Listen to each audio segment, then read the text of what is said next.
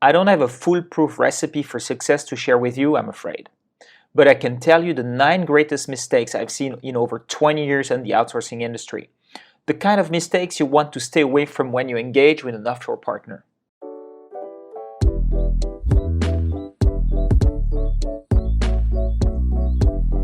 Welcome to the Smarter Software Outsourcing Podcast. If you're a business founder, CTO, or executive looking to make the most out of your software development outsourcing strategy, you're just in the right place. My name is Frederick Joy, and in this show, I want to share my knowledge and experience in the field as an entrepreneur and co-founder of the #1 software development and team augmentation firm in the Philippines, Arcanis. My goal is to offer actionable insights into the outsourcing world and help you make better decisions. Consider this podcast as your toolkit to build a winning outsourcing setup, efficiently manage your distributed teams, and avoid pitfalls along the way. Feel free to reach out to me at fred@arcanis.com with any questions whenever you need, and thank you for being with us for this episode. Once you understand the process of getting the best value for money from an augmented team, what's not to like?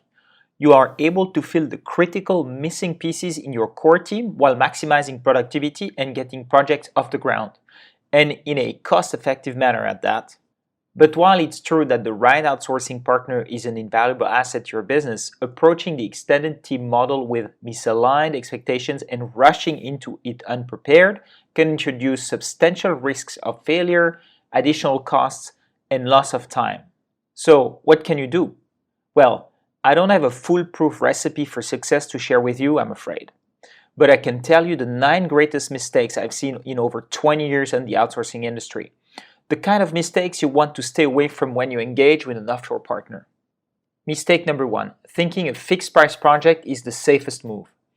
If a service company offers an attractive fixed price for a complex and poorly specified project, it's probably too good to be true. So a very common request we hear is, read the requirements, actually just a few lines in a Word document, and please send us a timeline and cost. This is an approach bound to fail for several reasons. First, because fixed-price projects require clear-cut requirements, leaving no stone unturned. As a spoiler, just to tell you, it doesn't exist. In theory, a fixed-price project could work if the project scope and requirements are extremely clear and set in stone. In practice, however, this is never the case, especially with startups or innovative projects. Requirements are often somewhat vague, with scenarios that are not thoroughly conceptualized. The thing is, anytime a requirement isn't clearly spelled out, the developer is left to figure out the missing pieces, and the results may be different from what you expected, especially if the provider operates in a different country and culture from yours. The scope and requirements often have to evolve based on new knowledge gathered during the course of development. The second reason why fixed-price projects don't work is that estimating a project with a margin of error below 20% is impossible without a crystal ball. If you insist on pushing your contractor to go for a fixed price, they'll have no choice but to try and estimate the risk and add significant padding to the project cost and pray it wasn't too underestimated. Since the risk is capped, clients tend to be less involved in the project because it's more or less the burden of the developer to figure things out. As the project moves along, the developers start discovering more and more unforeseen issues and, more often than not, they exceed their estimation and buffer combined. The only solution left for the provider is to attempt to limit the losses. And how does the provider limit their losses? By cutting corners and cutting on quality. They may remove their best team members for more interesting clients and try to handle the project at the lowest cost. Code may not be as well handled as it should, documentation could be skipped, and important details can just be looked over. Undoubtedly, deadlines and quality don't matter anymore to developers. Their only worry is how to crash land their project while still meeting whatever was agreed in the contract. Demos will be buggier, and it will depend on the client to spend more time testing and finding bugs, and then junior developers will try to go about the project. Do you see the vicious cycle here? Not only that, but fixed cost is limiting for all parties. Truth to be told, clients asking for fixed price are rarely strong technically. They often come from the business side of things, and this is actually one of the reasons why they are pushing for fixed price, as a way to cap their risk for something they don't understand well. This means They also rarely foresee the biggest drawbacks of potentially huge delays, large time investments by themselves in quality control, and the absolute impossibility to change their product during development. The developers will certainly dig their feet into the ground before taking on any change orders. At the end of the day, you end up with a project that doesn't fit your needs, that is grossly delayed, and that took you way more time than you expected. But yeah, the bill was cheap. So my point is, the safer road to success is not a fixed price. It's control flexibility through a trusted relationship. So in a time and material-based project, it is your burden as a client to make sure the developer has everything they need to succeed as quickly as possible. And it's pretty much like in any company employing its own developers. You are just one team working together, with everyone sharing a common goal of pushing a project to completion. The collaboration is much closer and usually brings the best results. There may be more pressure and time spent at the beginning to plan everything well, conceptualize the best product, help your outsourced team to do the best job they can, but the results are often way more satisfying. Mistake number 2, thinking that the requirements can be built on the fly with no clear roadmap. Adhering to lean development principles is great, but there are limits to how flexible a team can be. Failing to prepare is preparing to fail. Lean software development is an agile framework based on optimizing development time and resources, eliminating waste, and ultimately delivering only what the product needs.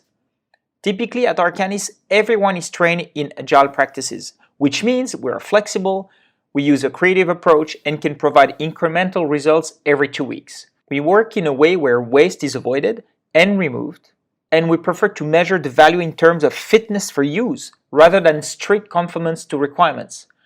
We see short iterations as opportunities to speed up the learning process, communicating small sets of plans upfront, and allowing us to adapt to unforeseen circumstances. But while it's true that completing fast and simple improvements in the shortest time frame can make your organization gain powerful decision-making benefits and put value into the hands of your customer faster, rushing into a project headlong and building all requirements on the fly is not something I would advocate.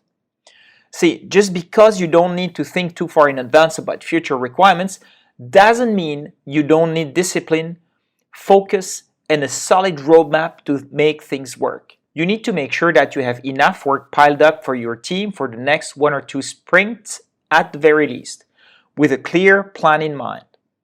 In some cases, you can get a UI, UX designer to clarify the vision, or utilize the expertise of a business analyst to help the team establish clear requirements and the specific work to be accomplished on sprints.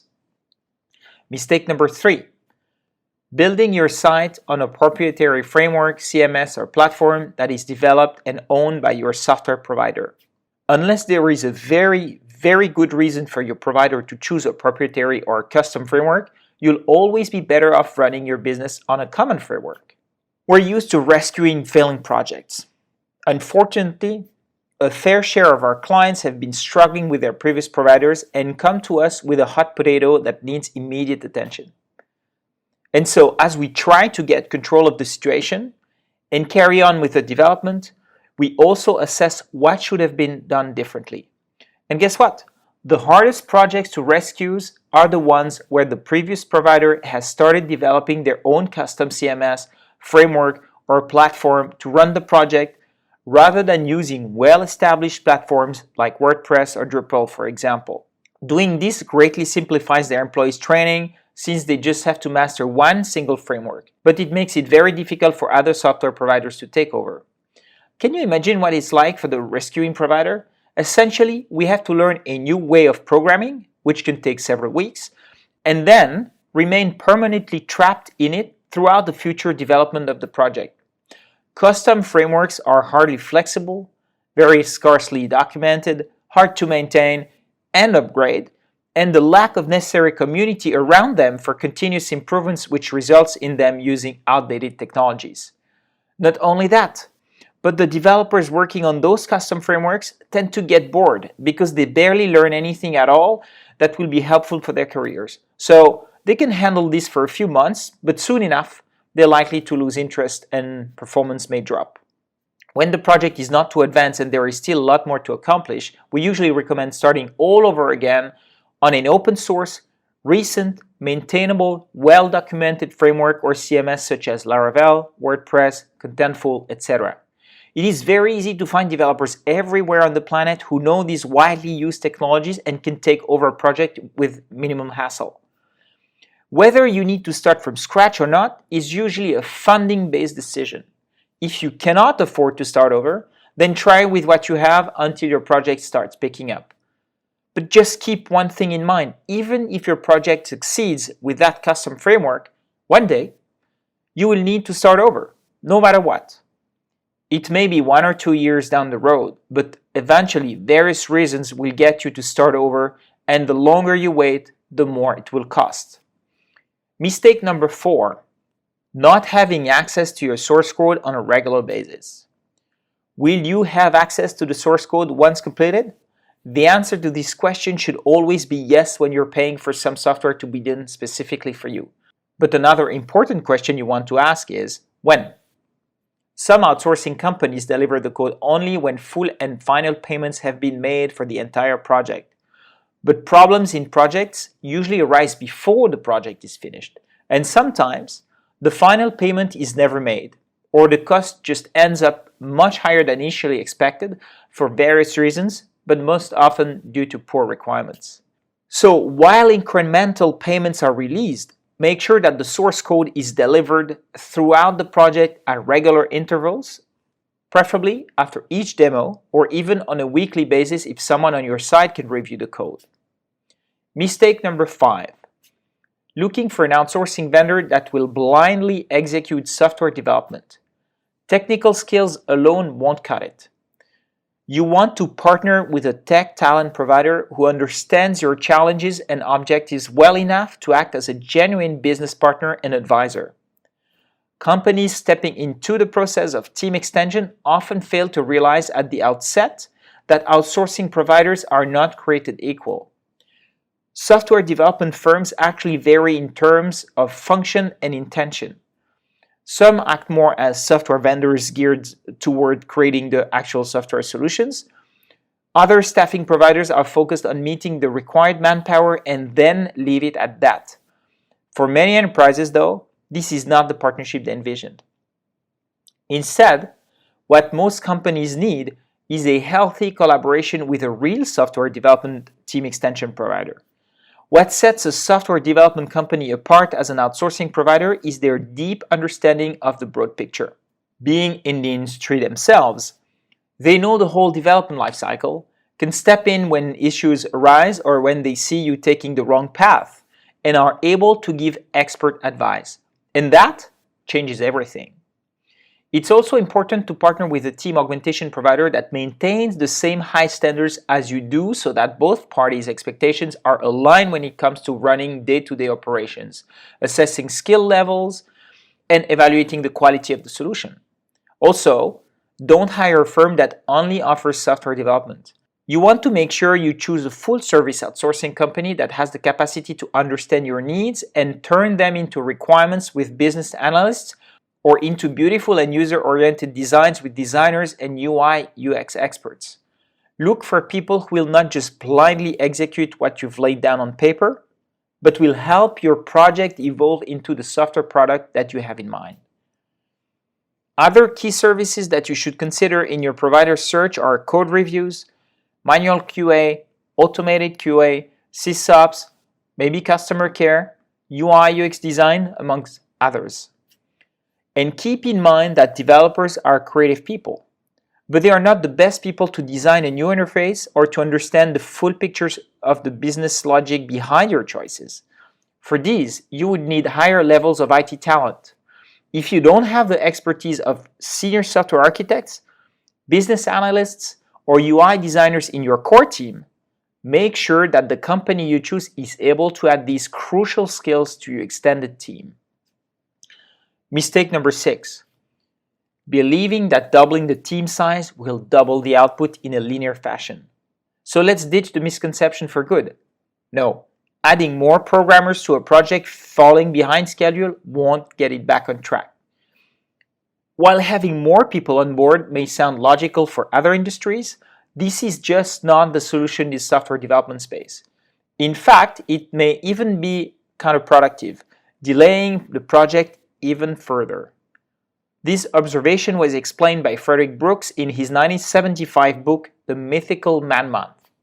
According to Brooks, there is an incremental person who, when added to a project, makes it take more time, not less. This is similar to the general law of diminishing returns in economics, which states that increasing one factor of production while holding all other factors constant will, at some point, result in lower returns. And in software development, at least three factors can explain this. First, there is a ramp-up time for any new team member, meaning it takes some time for the people added to a project to become productive in any software project. Second, communication overheads increase as the number of people increases. When team members need to communicate with more people, they get less productive work done. And third, most software development tasks are not divisible. This is in contrast with other tasks like cleaning a room, for example, where adding more people to the job hastens its completion. The man-month model does not work here. In software development, the ideal team size is about 4 to 5 people. Past this threshold, the work process would no longer be as efficient. The best solutions in projects where more individuals are involved is to create multiple independent teams of 4 to 5 people. So 4 5-person teams, as opposed to a single team of 20 members, would have higher productivity with less bottleneck in communication channel. Mistake number 7, treating the outsourced resources as a different team separate from your company. Nothing derails a software development project like keeping your outsourced team in the dark. Depriving the outsourced team members of knowledge of your business builds a dangerous gap between you and them. One crucial ramification of this is that your extended team would not have a comprehensive view of the business and the project at hand, potentially resulting in unoptimized or inappropriate solution. In addition, the perceived lack of trust and feeling of alienation could also bring down their morale, motivation, and in effect, productivity. That's why it is important to take care of the extended team members in the same way that you would with your own people. Your efforts in this aspect will greatly factor in the success of your project and company over the long term. See to it that you're heavily involved in the day-to-day updates with the senior lead on the client side. Send over the work with the needed information and answer questions to guide the developers. This is what you would normally do with your core team, and I can never overemphasize the advice that you should treat your extended team no different than yours. Lastly, paying them a visit maybe once or twice a year, if possible, would bring about a very positive impact on the global output. We've experienced it ourselves, and so have our clients. Mistake number 8, confusing price with value. Measuring the benefits of your outsourcing investment goes way beyond the price tag. Get to grips with assessing the full impact of your outsourcing contract. It's common for company executives to automatically look at the bottom line when faced with a business proposition. How much will this cost? While keeping tabs on expenses is a given in any business, it becomes a problem when companies fixate on the cost and not on the overall value of a deal. It should come as no surprise that many organizations choose the less expensive option when given a choice. But because of the unfortunate result they often end up with, lower rates don't always mean you're getting the better end of the bargain. This is where the approach of looking at value for money comes into play. Yes, a certain provider may not offer the lower rates, but considering their significant portfolio and the level of expertise of their developers, perhaps, the higher cost would translate to higher chance of getting your projects to completion. And then perhaps you'll find an even better bang for your company's buck when you get an offshore team based in a country with a lower cost of living. Chances are you'll find developers whose skills match those of their counterparts in developed countries, but at lower rates. Just take a look at the Alkani's track record and portfolio and see for yourself that they are not empty claims. So, how do you measure value for money? Consider your potential teams using the 3 E's as the guide factors in your assessment. Economic, how competitive the rates are. Effective, how high the chances for the project completion are. And efficient, given the provider's capacity and range of services, will you get your investment's worth back and then some? It's all about balancing the quality of work with the cost rather than simply looking at the price at the face value. Lastly, mistake number 9 is a startup special, thinking that there is such a thing as a free lunch, work for equity deals. For companies who have yet to find funding, using stock options to pay for the initial software development seems like an easy alternative. But there are some risks associated with this approach. At Arcanis, we are very often asked to do development for equity or to massively lower our rates because, well, they don't have a lot of funding to start with, and that's a reality. Before they get to the first few 100,000 funding round, it's normal for these new companies to save as much cash as possible and make sure that the available financial resources are wisely spent. In this situation, however, you need to be careful in choosing the software development partner you are going to work with and how you will structure the deal. For one, never forget that everyone must earn some money to eat, and for companies pay their staff. Software service providers working quote-unquote for free will rarely prioritize the job when paying customers come knocking at their door to get some work done. This could significantly slow down the development course or lower the quality of your products as the outsourcing partner entrusts the project to junior developers. This practice is risky for entrepreneurs because it puts the project in a state of uncertainty, particularly in terms of time to market and perceived quality for the very important early adopters of the product.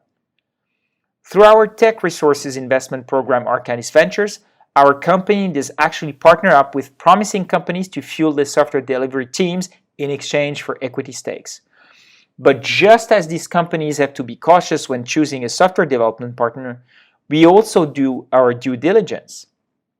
And when both sides have been working together for a while and both parties deliver on their respective promises, then it could be high time to get into a more serious relationship and talk about work for equity if the opportunity makes sense for both parties. Even then, work for equity deals are always partial. Funds still need to come in to cover some of the costs, as this is the only way to have a sustainable co-owned project. Ideally, before an investment occurs, both parties have to work together through a regular client-provider relationship. This would help the partners determine if there is an alignment in values and if the teams can collaborate efficiently. We call this dating before getting married. This is, for example, what we did with companies like Think It Twice, Payment Logic, Registernar, or Medulla, amongst others. Any deal that seems too easy for any of the parties is usually no good, as there might be surprises hidden down the road. Having a software development outsourcing firm on board is key to faster and cheaper product building, but this requires serious consideration. What the outsourcing partner provides goes way beyond cash investment. It's an incredible added value for the founding teams to work with technology experts with proven track records and experience. With the right outsourcing partner, startups and scale-ups can accelerate their journey to success. So here's a recap of the most important mistakes made when looking for or working with an outsourced software provider. 1. Thinking a fixed price project is the safest move. Second, thinking that the requirements can be built on the fly with no clear roadmap. Third, building your site on a proprietary framework, CMS, or platform that is developed and owned by your software provider. Fourth, not having access to your source code on a regular basis. Fifth, looking for an outsourcing vendor that will blindly execute software development. Sixth, believing that doubling the team size will double the output in a linear fashion. Seventh, treating the outsourced resources as a different team separate from your company. Eighth, confusing price with value. And ninth, funding special, thinking that there is such a thing as a free lunch, in work for equity deals. So you've been informed. In the end, nobody ever said that managing and onboarding an extended team was easy. But with all relevant factors considered and the most common mistakes learned before you engage in a partnership, then you're in the best position to succeed. Find the right outsourcing partner for your unique needs, manage your expectations, maintain great communication, and you'll go places with your extended team. That's how I'd wrap this episode. And so what is the biggest mistake an organization could do when considering outsourcing, in your opinion? You can interact with me on LinkedIn/FredJoy or via email at fred@arcanis.com. And I'd love to hear about your own experiences. If you enjoyed this episode, please share it.